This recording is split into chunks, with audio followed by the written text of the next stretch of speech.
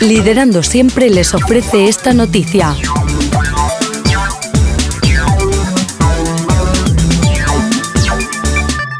La Escuela de Organización Industrial ha puesto punto y final a la segunda edición del programa de consolidación empresarial, un programa que se ha impartido en 7 localidades de la región y ha contado con un alumnado de 140 personas. Estamos encantados de que la mayoría de los alumnos, más de 110, han terminado de una manera muy positiva los cursos, superando todas las pruebas y sobre todo superándose a sí mismo en el proceso personal que casi todos tienen de consolidar sus propios negocios. Bayón ha incidido en su intervención en las habilidades directivas del empresariado para fortalecer la organización. Al acto también asistió la directora general de Empresa y Actividad Emprendedora, quien resaltó la importancia de las tutorías personalizadas de este programa para fortalecer la competitividad de las empresas, además de ofrecer otras claves. Para fortalecer la competitividad de una empresa necesitas tener en cuenta varios parámetros, entre ellos, una financiación sana,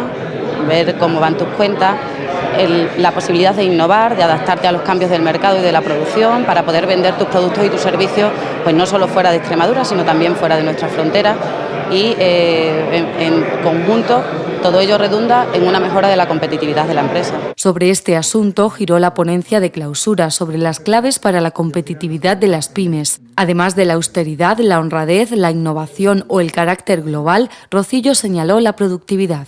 Lo que sí puedo manejar es la productividad. La productividad tiene 2 factores muy importantes.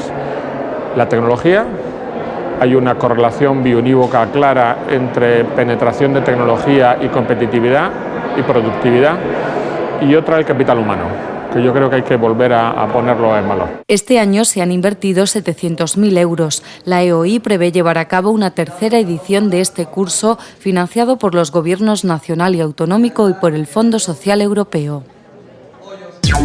Liderando Siempre les ha ofrecido esta noticia.